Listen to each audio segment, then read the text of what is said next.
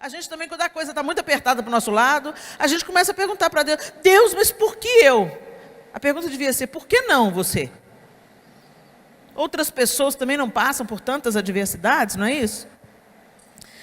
E aí no verso 38, no capítulo 1, depois disso, o Senhor, do meio de um redemoinho, respondeu a Jó: quem é este que escurece os meus desígnios com palavras sem conhecimento? Cinge, pois, os lombos como homem, pois eu te perguntarei e tu me farás saber. Onde tu estavas? Onde estavas tu quando eu lançava os fundamentos da terra? Diz-me, se tens entendimento. Quem lhe pôs as medidas, se é que sabes? Ou quem estendeu sobre ela o cordel? Sobre que estão fundadas as suas bases? Ou quem lhe assentou a pedra angular? Quando as estrelas da alva juntas alegremente cantavam e rejubilavam todos os filhos de Deus? Ou quem encerrou o mar com portas quando irrompeu a madre? Quando ele pôs as nuvens por vestiduras e a escuridão por fraldas? Quando eu lhe tracei limites e lhe pus ferrolhos e portas? Oh, gente, eu vou mudar aqui para a versão NVT. Tá bom? Verso 10. Pois o contive atrás de portas com trancas para eliminar seus litorais. Disse: daqui não pode passar, aqui são ondas orgulhosas, suas ondas orgulhosas devem parar. Você alguma vez deu ordem para que amanhã aparecesse e fez o amanhecer se levantar do leste? Eu já começo a estremecer. Vai para o capítulo 39. O Senhor continua o seu desafio, é o meu título aqui. Você sabe quando as cabras monteses dão à luz? Viu as corças nascerem? Sabe quantos meses dura sua gestação?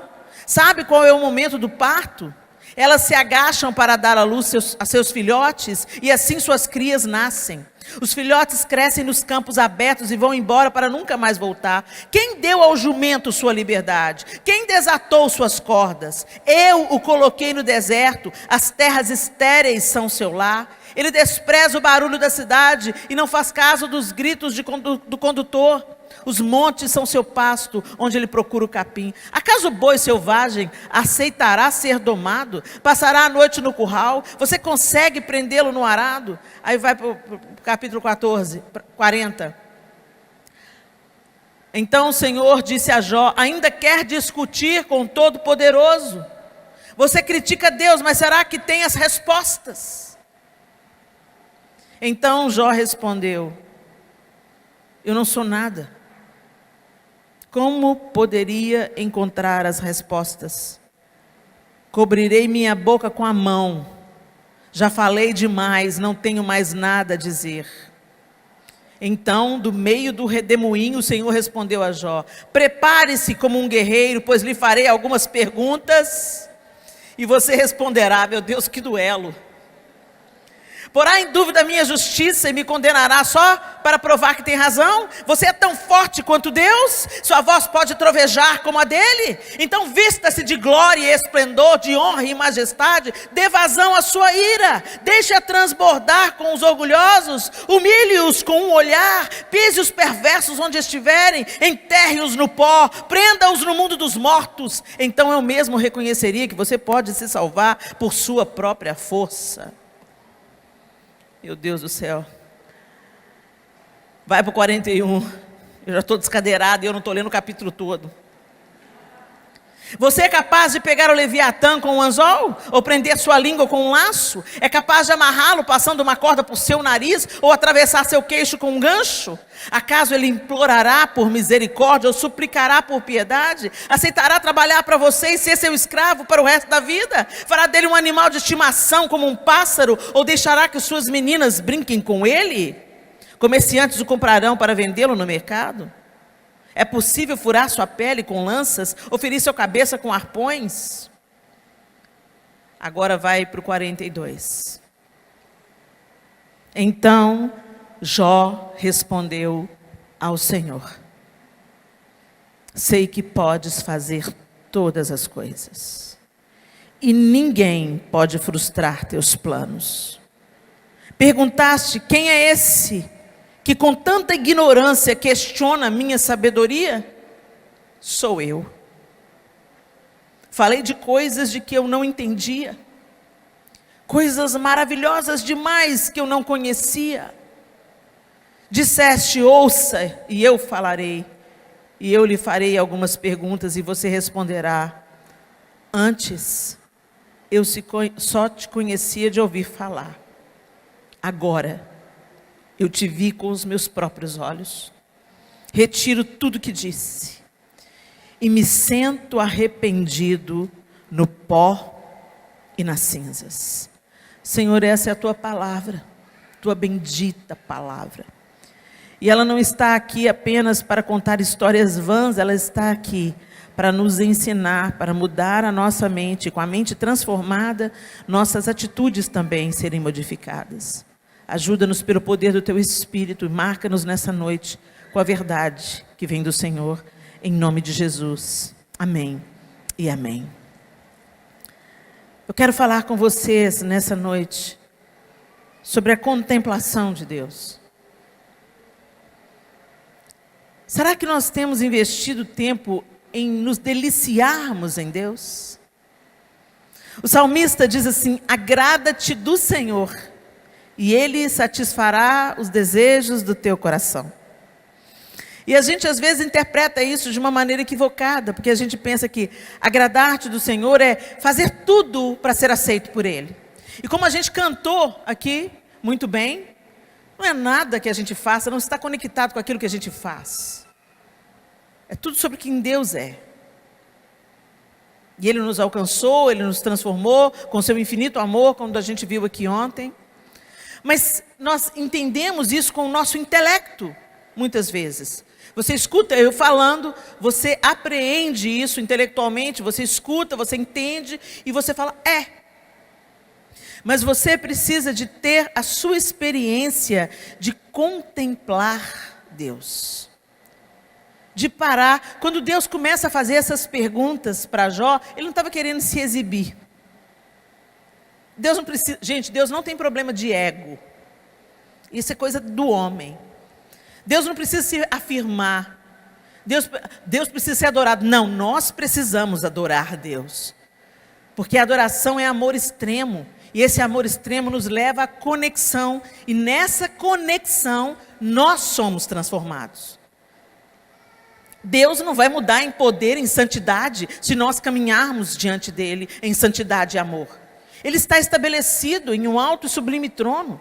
Deus não precisa da nossa adoração, nós é que precisamos de nos curvar em adoração e reconhecer o poder e a sabedoria e a grandeza de Deus. E nessa contemplação, nós vamos sendo transformados à sua imagem. Quando o Senhor condena os ídolos, Ele diz assim, tornem-se semelhantes a eles, todos os que os adoram. Então, surdos, cegos, mudos, vocês têm boca, mas não fala, têm ouvido, mas não ouve, têm olhos, mas não veem. Ele está falando, aqueles que adoram os ídolos serão semelhantes a Ele. E eu posso te dizer, aquele que adora o Senhor será semelhante a Ele. Mas às vezes a gente pensa que a adoração é apenas as músicas que acontecem aqui na igreja. Então a gente, é um momento tão precioso nessa conexão com o Senhor. E a gente, através das canções, que é apenas uma das múltiplas linguagens de adoração, nós nos achegamos a Ele no louvor congregacional e juntos nós o adoramos e cantamos sobre a sua grandeza, sobre o seu poder, sobre a sua majestade e força. Aliás, é um tempo que nós precisamos realmente de reavaliar as nossas canções de adoração, porque sutilmente o diabo está roubando a adoração. O momento da adoração a gente está cantando mais sobre como a gente se sente, ou sobre o nosso próprio umbigo, ou sobre as nossas próprias dores. Gente, tem hora para tudo. Tem hora para você cantar sobre as suas dores, tem hora aquela música de você vai cantar sobre a sua restituição, aquilo que Deus vai fazer na sua vida, momentos de ministrações específicas, mas a hora do louvor e da adoração, a centralidade absoluta é de Cristo. E até isso Satanás tem tentado roubar. Então a gente acaba cantando mais sobre nós mesmos nos períodos de louvor e adoração, do que sobre quem Deus é, sobre aquilo que Ele faz, sobre a sua grandeza, sobre o seu poder. Mas ele não se dá apenas, a gente não proclama isso, gente, apenas na hora que a gente está adorando. E a gente não adora apenas com música. Quando o Senhor se encontra com a mulher na beira do poço em Samaria, Ele fala assim, olha, vem a hora e já chegou, onde os verdadeiros adoradores adorarão a Deus em espírito e em verdade. Não é uma questão geográfica, não é sobre se é em Jerusalém ou se é em Samaria, mas é uma adoração que acontece na vida. 24 horas por dia, 7 dias por semana, você tem uma vida devotada a Deus. Adoração é amor extremo e devoção. Você é devoto de Jesus Cristo? Você conhece essa palavra, devoto? De que santo que você é devoto? Ou seja, a quem você se devota. Por isso que a gente faz devocional. Devocional é o momento em que você para tudo que está fazendo, porque a prioridade da sua vida está diante dos seus olhos, e você para, não com a sua lista de pedidos, mas você para olhar para Ele. O tema desse congresso é Hoje Olhamos para Ele. É o acróstico de Hope. Hoje olhamos para Ele. Será que nós estamos olhando para Ele, gente? Será que quando nós assentamos diante de Deus no nosso devocional, nós contemplamos Deus? Será que quando a gente está lavando a louça, nós contemplamos Deus? Quando a gente está trocando a fralda de uma criança, estamos contemplando Deus em espírito e em verdade. É algo que acontece no transcendente e é algo que acontece no natural. É algo que a gente pensa que a igreja é o lugar da adoração. Gente, a vida é o lugar da adoração. A sua vida deve ser devota ao Senhor. Então, se você está trabalhando, você é um ministro no mercado. Você está trabalhando, você está cuidando do dente das pessoas, você está cuidando de criança, você está passando flúor na criançada. Você está tornando o nome do Senhor conhecido, porque tudo que você faz na sua vida tem o Senhor na centralidade de tudo. Você vê o propósito de Deus em tudo. E, gente, quando a gente entende que a vida não é esse dualismo que a gente entende o sagrado e o profano, a igreja e o mundo. Uma vez que o Senhor me alcançou, eu sou do Senhor em qualquer lugar, a qualquer hora. Eu sou uma agente da vida, transbordando a vida em adoração aos pés do Senhor. Então a gente tem uma mania, até mesmo por causa da construção da nossa fé, a gente pensa assim, a música do louvor é a música animada, e a música da adoração, aquela música, apaga a luz. Também, mas quando você está dando comida para o faminto, isso é adoração. Quando você está atendendo bem o seu cliente, isso sobe as narinas de Deus como adoração. A pessoa começa a ver que a sua vida é devotada a Deus, porque você tem um jeito diferente de agir, de pensar, de andar, de vestir. Você é diferente. Você já foi parado para alguém e falou, escuta aqui, você é evangélico, né? Mas não estou falando por causa do estereótipo não, porque tem uns estereótipos, né, gente? A gente veste como crente, né? Você vê uma menina de saia jeans, coque, blusa branca, você fala evangélica. Tem os estereótipos, né? E a gente identifica. Esses dias aí, no aeroporto, eu vi o cara chegando, correndo assim com um violão na mão, aquela calça de tergal, um relógio dourado desse tamanho. E aí ele fez uma pergunta para o cara, e o cara respondeu, obrigado, amado, crente. Na hora que ele falou, amado, eu fui crente. Não é por causa dos estereótipos, não. Às vezes você está por trás de um balcão com o uniforme da empresa. E alguém fala assim, aqui, você é diferente. É por aí, gente. É quando você está tão conectado com o Senhor, que Ele começa a sair pelo olho, pela orelha, pelo gestual, entendeu? Ele brota, ele sai, blu, blu, blu, blu, entendeu? Você não tem que fazer esforço nenhum, sai. Você está cheio de Jesus, transborda. E você vive a vida para a glória de Deus. Isso é uma vida de adoração. Mas, gente, ela é resultado de intencional contemplação. A gente precisa de contemplar Deus. Como assim, Helena? A gente não enxerga Deus. Eu não enxergo Deus, como é que eu vou contemplar Deus? Você enxerga Deus sim.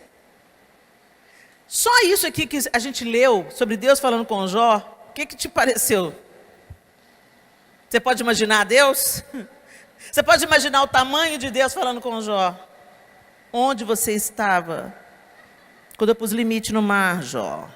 E falei para as ondas, você não vai passar daqui. Você não, a perspectiva que a gente tem de Jó, desse tamanhozinho de Deus enorme, não é? Através da palavra nós contemplamos Deus. É por isso que te dá uma leseira e uma preguiça do inferno quando você começa a ler a Bíblia. Quando começa a ler a Bíblia, você tem insônia? Leia a Bíblia.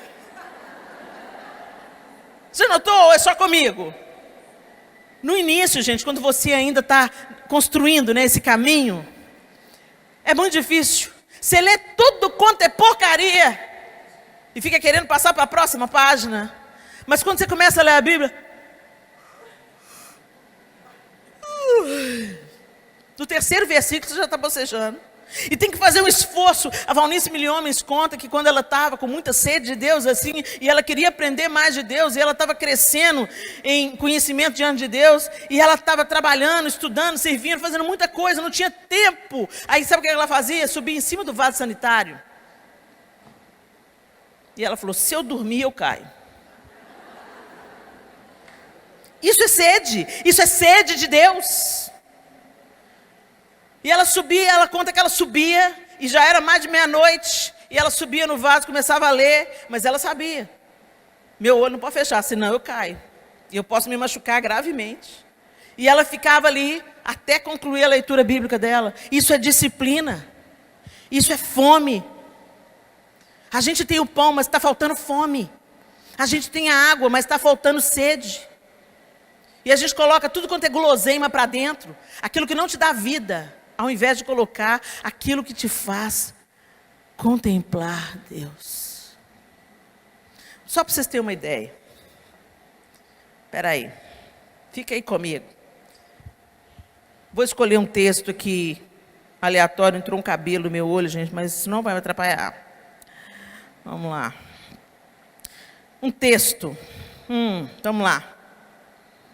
Então, vi um anjo descer do céu, trazendo na mão a chave do abismo e uma grande corrente.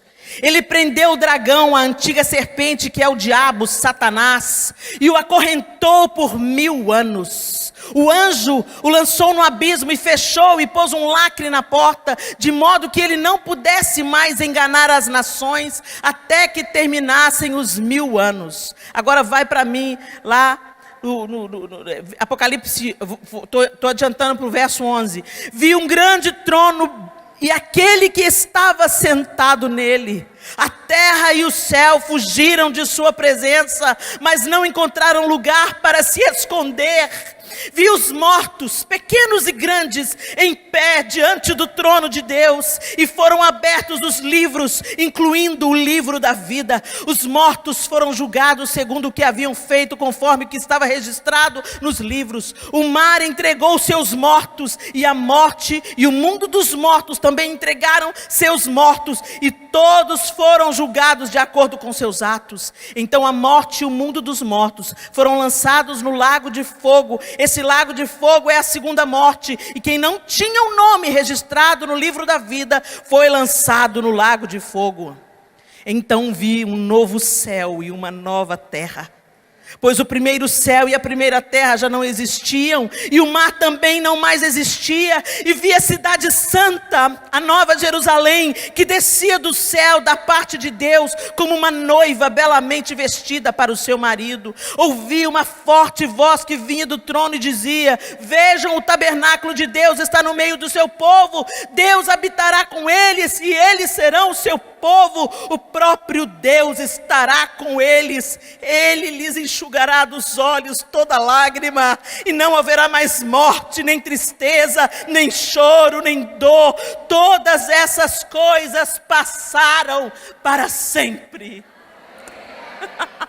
Como é que você termina uma leitura dessa? Assim como eu estou. Uau! Contemple a majestade de Deus. Quando você se debruça sobre as Escrituras, até nas misérias, quando você vê o pecado de Davi com Betseba,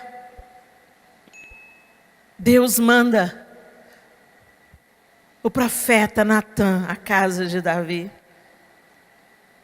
corrigir Davi.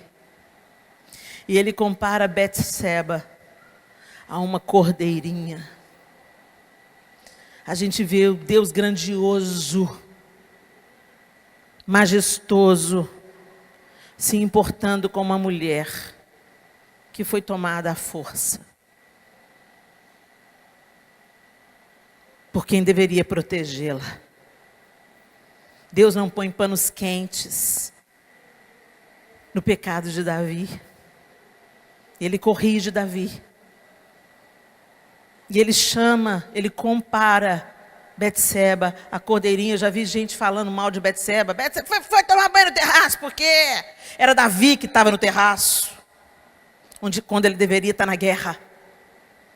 Era Davi que procurou saber quem era aquela mulher. E ele sabia que era a mulher de um dos seus valentes mais leais. Era Davi que não podia cobiçar aquela mulher, porque ele já era cheio de esposas.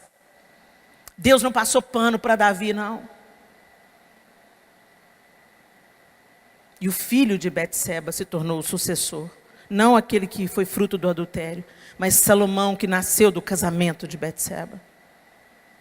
Ele se tornou o sucessor mais próspero de Israel, Salomão. E quando você para para contemplar as Escrituras, você vai ver um Deus grande, mas que inclui na genealogia do Messias Raabe a prostituta, Ruth a moabita,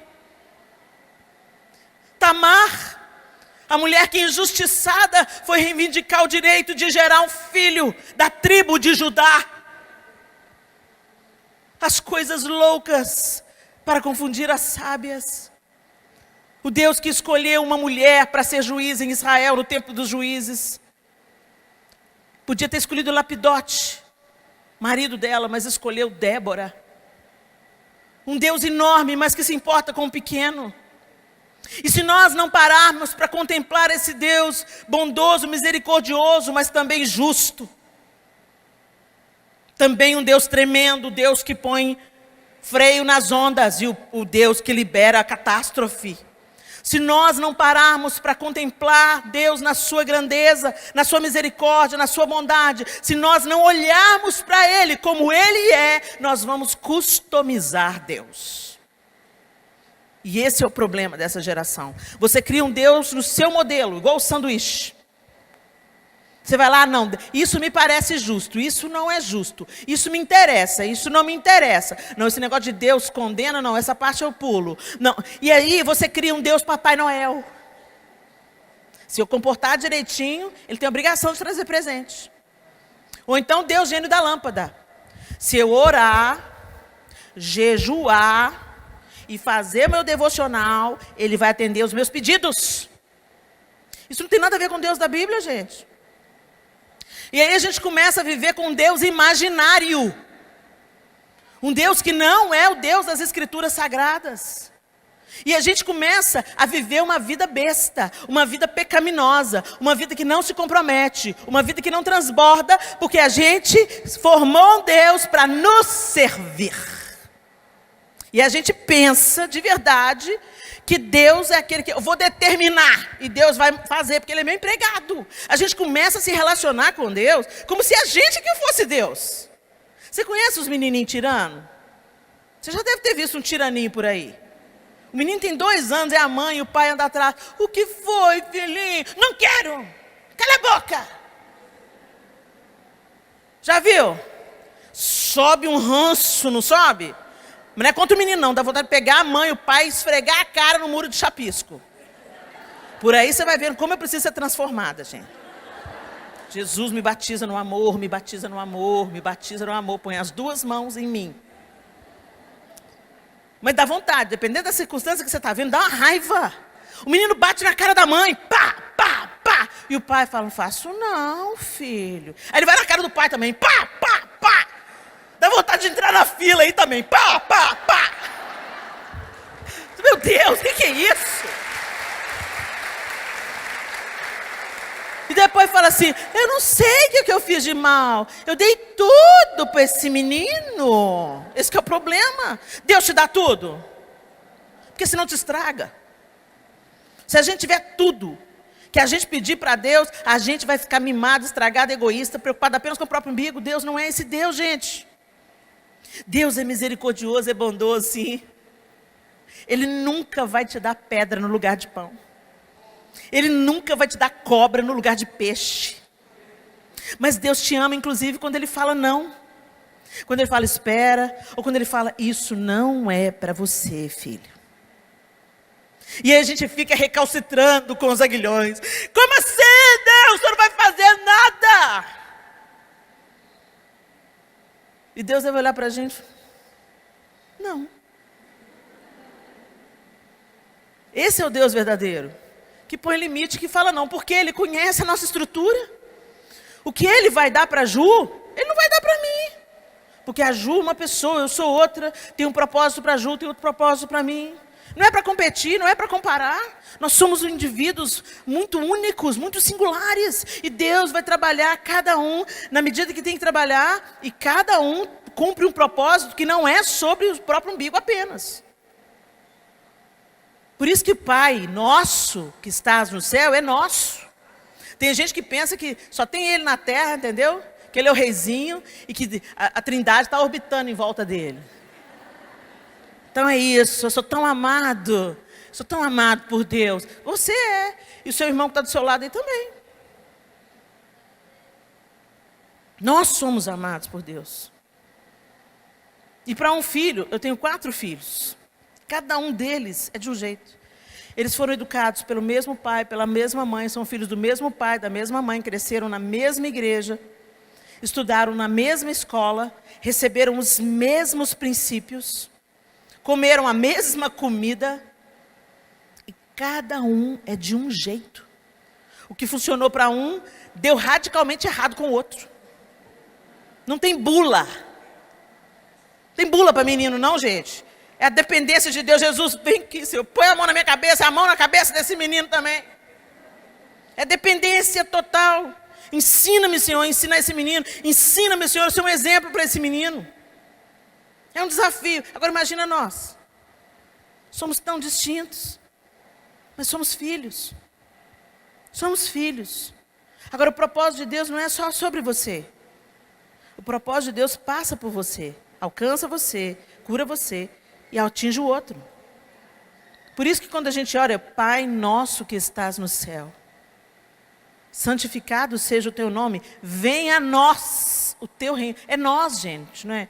Pai meu que está no céu. O meu filho Miguel chama o João de pai meu. Eu vou ser o meu filho.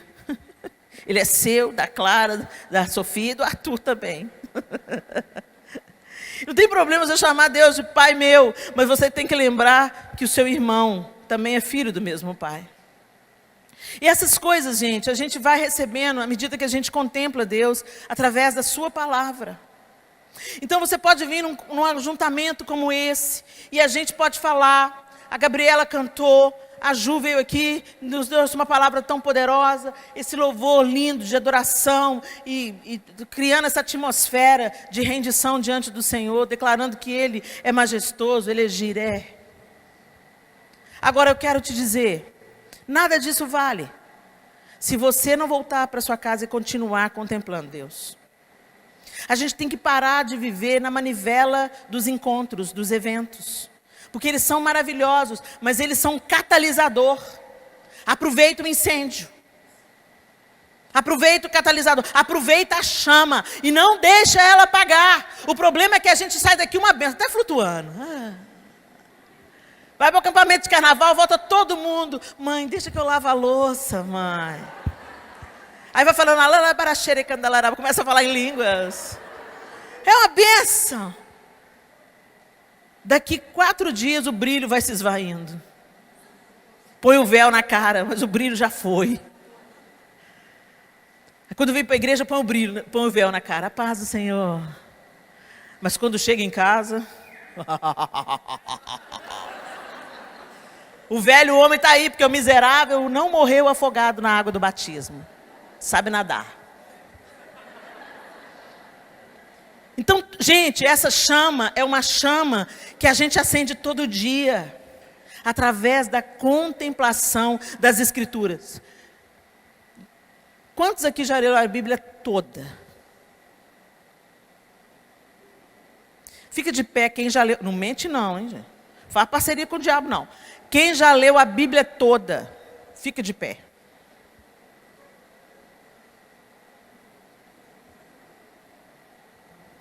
Não é para envergonhar ninguém.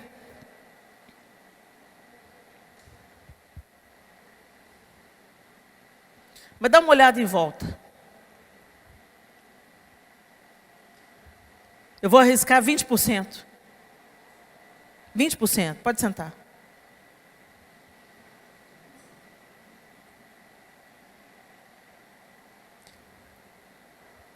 Quantos aqui tem menos de 1 ano de conversão? Fica de pé.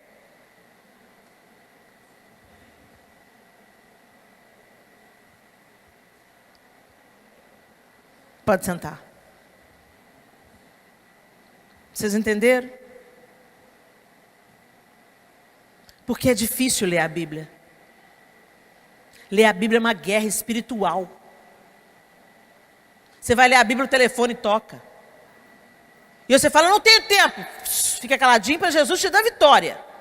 Porque se você vai olhar no aplicativo do seu celular, você fica 5 horas no Instagram, no WhatsApp, usando o celular, as redes sociais. 5 horas. Então não vem me dizer, se você lesse a Bíblia 5 horas por dia, você lia ela em 3 meses.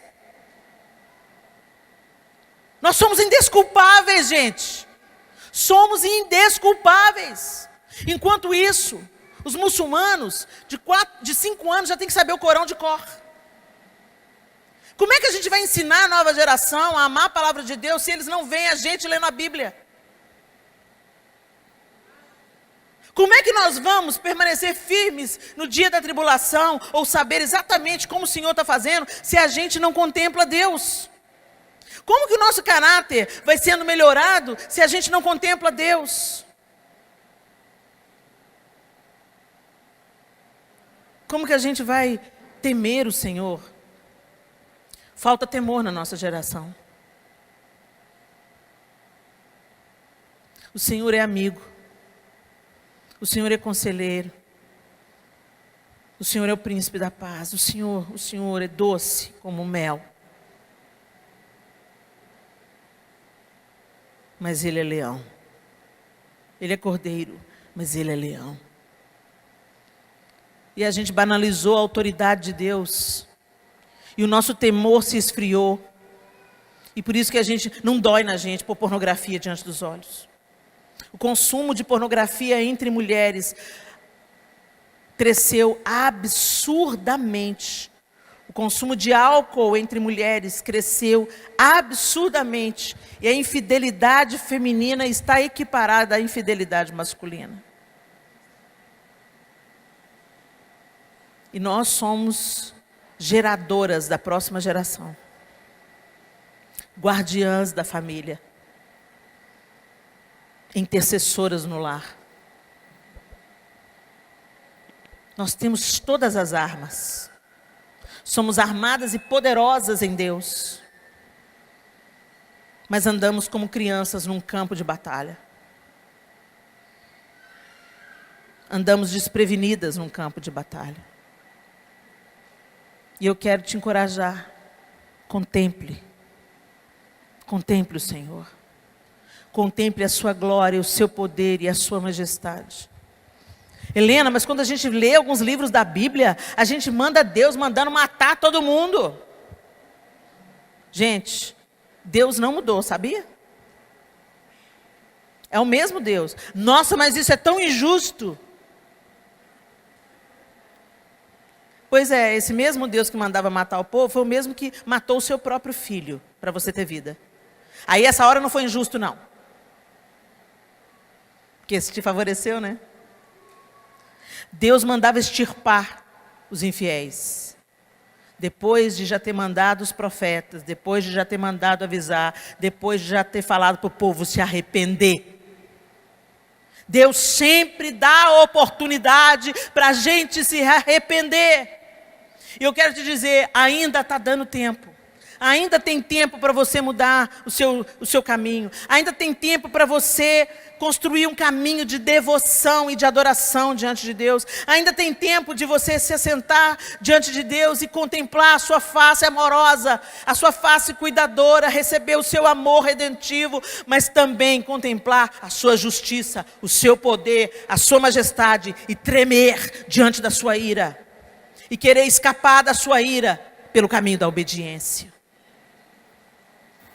Ele tem mandado, hoje nós temos programas de televisão, nós temos Bíblia online, nós temos seminários, simpósios, curso online. Hoje nós somos indesculpáveis, mas eu fico vendo, eu posto o look do dia, não sei quantas curtidas, 1 milhão. Eu posto um vídeo de palhaçada, fazendo uma dublagem. Ah, Helena, você é maravilhosa, Helena, morri de rir, Helena, maravilhoso. Aí eu posto um redescobrindo sua Bíblia.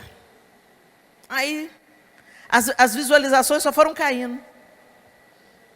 Eu fui explicando, eu dou um resumo do livro de Gênesis, de Êxodo, de cada livro, por que ele foi escrito, quando que ele foi escrito, qual o propósito do livro, e indico o livro para as pessoas que querem conhecer a Bíblia, entender melhor a Bíblia, pôr o redescobrindo a sua Bíblia do lado da sua Bíblia, e ir lendo e entendendo.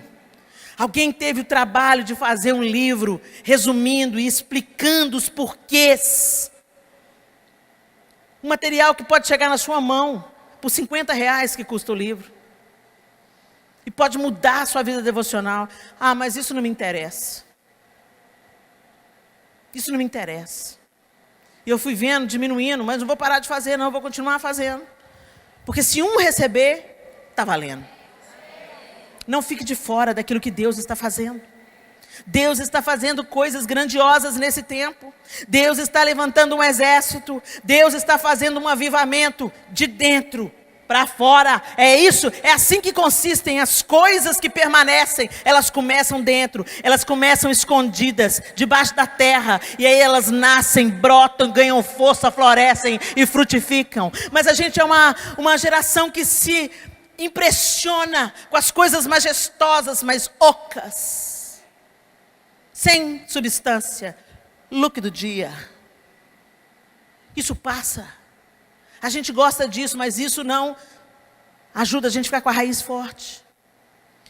E a gente contempla a pele da outra, o tutorial de maquiagem da outra, o tutorial de cabelos hidratados da outra.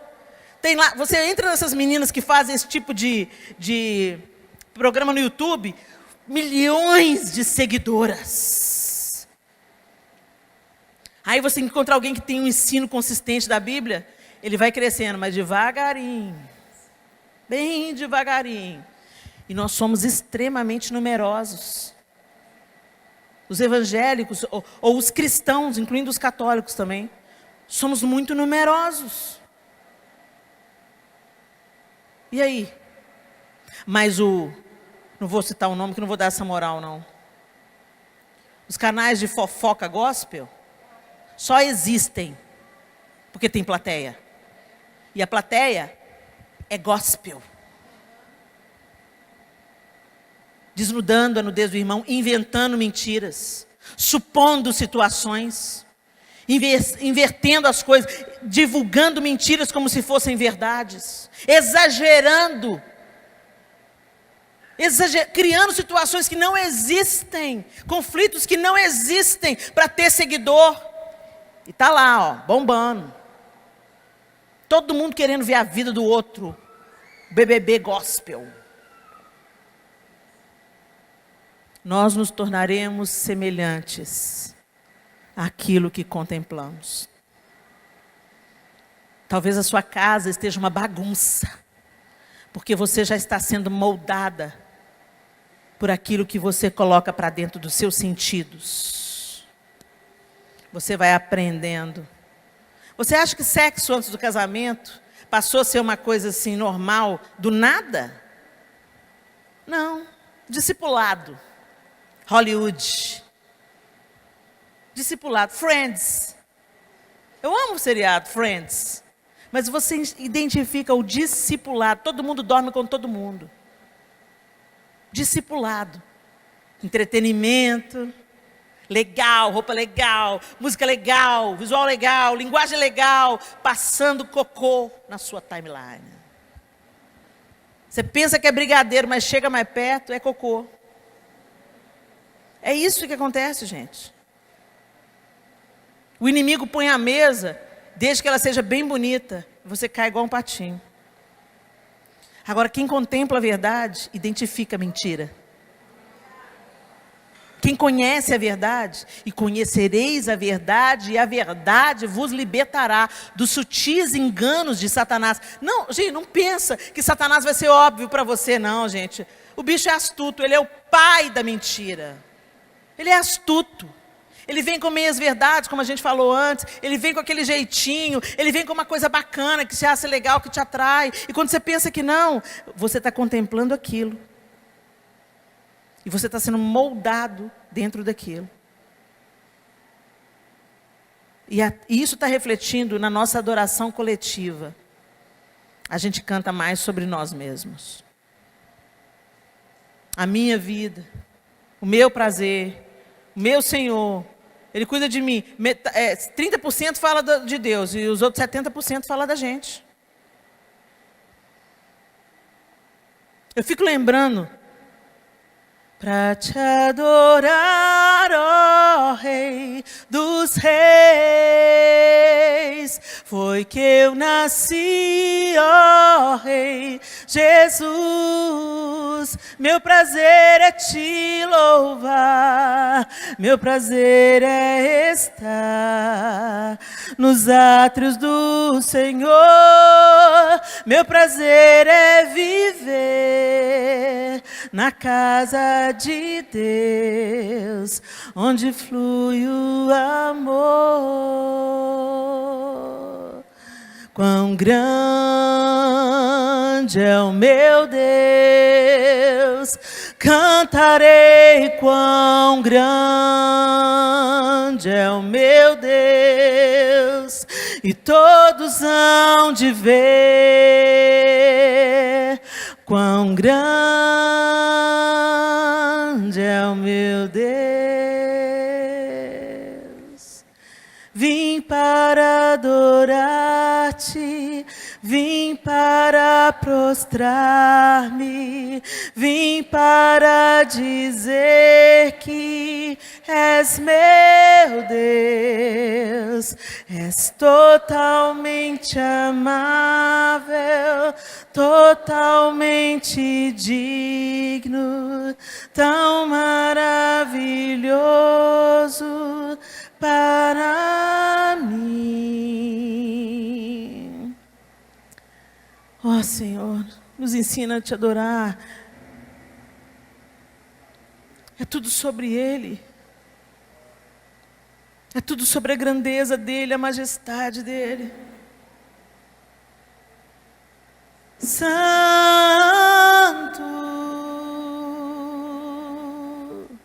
só Tu és santo,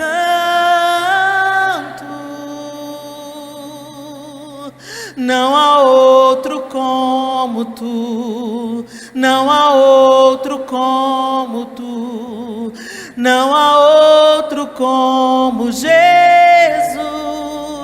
só Tu és santo.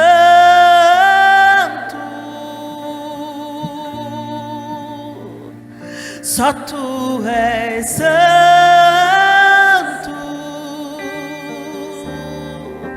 não há outro como Tu, não há outro como Tu, não há outro como Jesus. Ah, Senhor, fique de pé no seu lugar. Contemple o Senhor. Feche os seus olhos. Eu quero que você dê uma olhada para a sua vida secreta com Deus. Nós somos adoradores de plateias, adoradores na igreja, adoradores na hora do louvor. Mas quando você serve alguém com o Senhor na centralidade do seu gesto, isso sobe as narinas dele como adoração, em espírito, em verdade. Quando eu cuido de uma criança, é para a glória de Deus. Quando eu sou excelente no meu trabalho, é para a glória de Deus. Quando eu chego pontualmente e saio na hora que eu devo sair, é para a glória de Deus. Quando eu cuido da casa e da minha família em serviços ordinários, é para a glória de Deus. Quando eu amo o meu marido e sou leal a ele, é para a glória de Deus.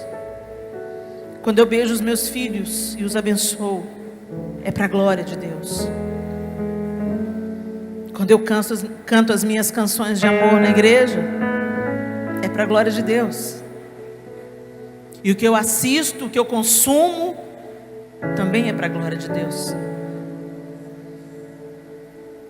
O meu dinheiro é para a glória de Deus. Tudo quanto fizerdes, fazei-o como para o Senhor. Tudo é ministério. Você é um ministro de mercado, você é um ministro quando é um dentista, você é um ministro quando é um professor, você é um ministro quando é um enfermeiro. Uma vez uma enfermeira virou para mim e falou: Helena, você está lançando um livro, eu queria tanto fazer alguma coisa para Deus. E eu falei com ela assim: o que é que você faz? Eu sou enfermeira aqui no hospital infantil aqui do lado. Inclusive essa semana chegou um menino em estado muito grave e a médica falou que era para eu ministrar um medicamento só para não falar que ela não fez nada, porque o menino não ia vingar. E quando eu comecei a injetar no soro o medicamento, eu falei: Senhor, ressuscita esse menino e deixa ele viver para a sua glória. A médica riu de mim, me ridicularizou, mas o menino melhorou.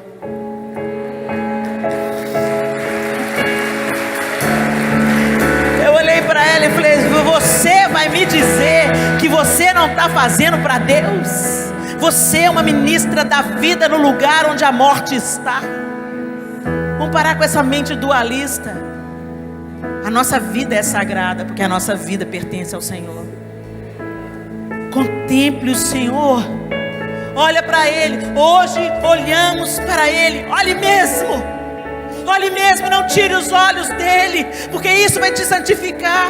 Não tire os olhos dele, porque isso vai te deixar mais amoroso. Não tire os olhos dele, porque isso vai dar propósito para a sua vida. Não tire os olhos dele, porque isso vai reorganizar os seus outros relacionamentos. Não tire os olhos do autor e consumador da nossa fé. Coloque os olhos em Cristo e contemple sua glória e majestade, porque não há outro como o Senhor.